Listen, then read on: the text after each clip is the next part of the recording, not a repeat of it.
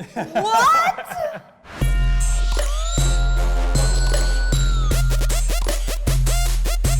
What's up, guys? Welcome back to my YouTube channel. Today I am trying something pretty unique and awesome. It is a genetically customized workout tailored to my genetic sequence, made by a company called FitnessGenes. I feel like we're always searching for what is the best workout, what is the trendiest thing, but the truth is what works for someone, or even a lot of people, or even your favorite celebrity, might not work for you. Today I have the privilege of meeting with Dr. Dan Reardon, who is actually the creator and co-founder of FitnessGenes, and put together this really awesome and unique idea that feels like it's from the future of using your genetic code to inform the best way for you to work out. The fact that I have two polar opposite ends of DNA coming together, Indian and Irish, I think that there is a lot of stuff happening. Is it just gonna be a piece of paper that's like, you're doomed, your genetics say you're doomed? Without further ado, let's get right into it. I've been waiting weeks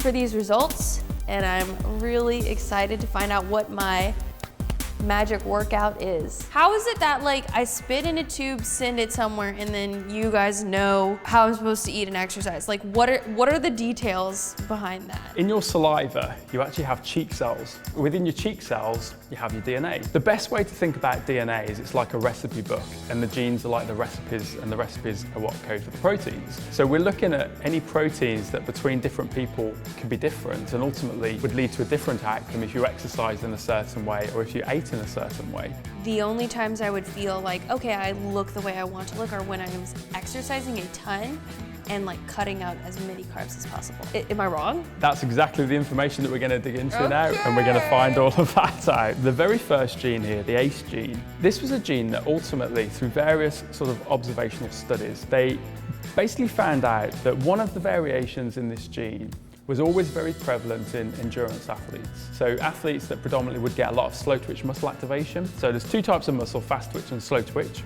Fast twitch is much more kind of power and speed, and then slow twitch is a lot more sort of, longer distance type stuff. When we were talking earlier, we were talking about your cycling days. Yes. And one of the things that you said, you're always better at the shorter distances than the longer distances. And actually for the ACE gene, you have two copies of the D version of this particular gene, which actually relates more to power and strength. You have a much more of a predisposition to get activation in fast twitch rather than slow twitch. I am completely blown away by the comprehensiveness in the FitnessGenes results. It feels like the horoscope that I've always wanted. I am trying a lot of new sports that involve like gymnastics and fast twitch specific muscles to even have that little bit of confidence of like, okay, like my body's meant to do this. It makes me really excited to go back to those sports and apply what I've learned today. Now, if we switch to some interesting nutrition-related genes. This is where it'll be interesting, I think. Do you find you get hungry quite quickly after you've eaten? I'm always hungry. Is that a gene thing or just like a millennial thing? I don't know. Well, it's actually a gene thing. Great. So there was a gene called the FTO gene. This was one of the earliest genes that they found to have any association to body weight. There's a hormone called ghrelin, and when you eat food, ghrelin levels go down, and then after you've eaten, ghrelin levels start to gradually rise again, and eventually you feel hungry. But people with the FTO gene variation, ghrelin goes down when they eat, but then it comes straight back up again. So you get very hungry very quickly. I also have a gene that makes me hungry all the time, even when I might not need to eat food. And that is a problem that I have with overeating or eating all of the desserts in my kitchen when I shouldn't. This is important because from a sports perspective and from a diet perspective, it makes sense that you're somebody who should actually eat small meals regularly. Yes, so this, I do better with that. Because it'll control your appetite and it'll make you less likely to want to consume foods that perhaps are not the right foods that are going to help you achieve your goals, should we say. Yeah. How could my genetics really affect a workout? And they totally did.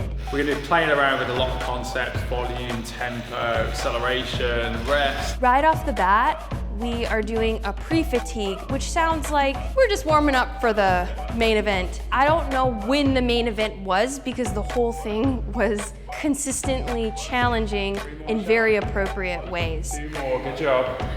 And last one, a little bit of hold at the end. Go, hold, 2, 3, slow. Okay, jump up. What I really like and was also challenged by in this workout is that the recovery period was really, really short.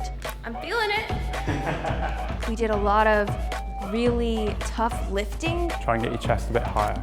Keep going. Something I haven't implemented into my workouts too much until today is tempo work. The idea of moving slowly in one direction and then really fast in the other. 4 seconds down, 2, 3, 4, and 1 second. And that I learned is really helpful for activating those fast twitch muscles and was really, really challenging for me. I'm glad I didn't know what this workout was before I came. There's another very interesting one that I do want to focus on. Genetically, you are lactose intolerant. What? So actually, this is like a whole other video in and of itself. Like, yeah, because I was saying earlier that I notice when I cut out dairy, like many women in LA do, that I feel better. You were saying about how when you go on a diet that's low in carbohydrates, you tend to lose body fat. Yeah. Well, one of the genes that we look at is the Peapod gene, and in a nutshell, this is a gene that has an effect on how well you switch from burning carbohydrates to burning fat. So if you switch well, then theoretically a diet that has carbohydrates in it isn't necessarily going to stop you from burning body fat. But if you don't switch particularly well and you have too much carbohydrate in your diet, then you're not going to switch easily and therefore you're not going to burn fat easily. And you actually carry one copy of the gene here, which would imply that you don't switch easily.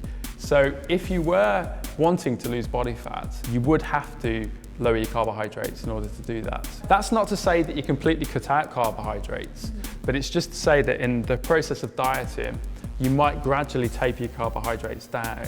It's made me realize today a lot of things I need to work on in the long term to improve my body to be its genetically most superhero advanced self.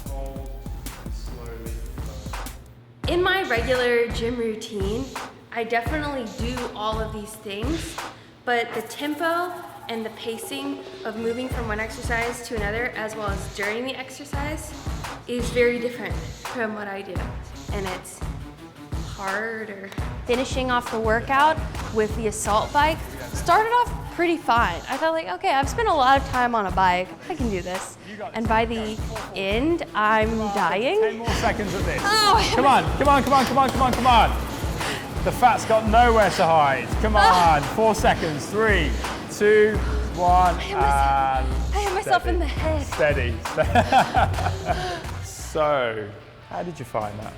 Oh my God. It looked like it was a bit too easy for you. What? Do you think that, really? The advantage of when you can actually push yourself against your genetics is you identify the points in your workouts that you've got kind of no stones to hide under. So if you know that you should be taking shorter rest, and you know that you need to be controlling the tempo because there's a reason for that. When you actually put that into your workout, you can just add intensity that you didn't realize were places that you could add intensity. But yeah, good job. Thank you. Yes. Oh, staff.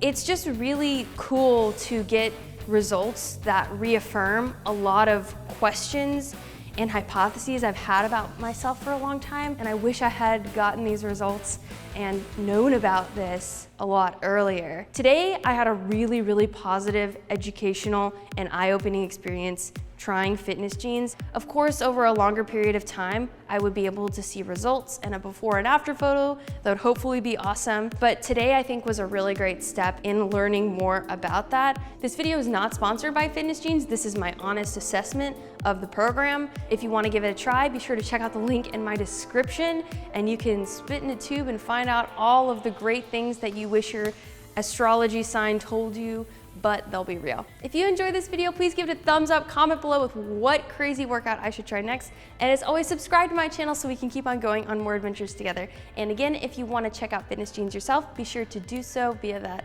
other link in my description, and have a great day. Thanks so much for watching. Bye.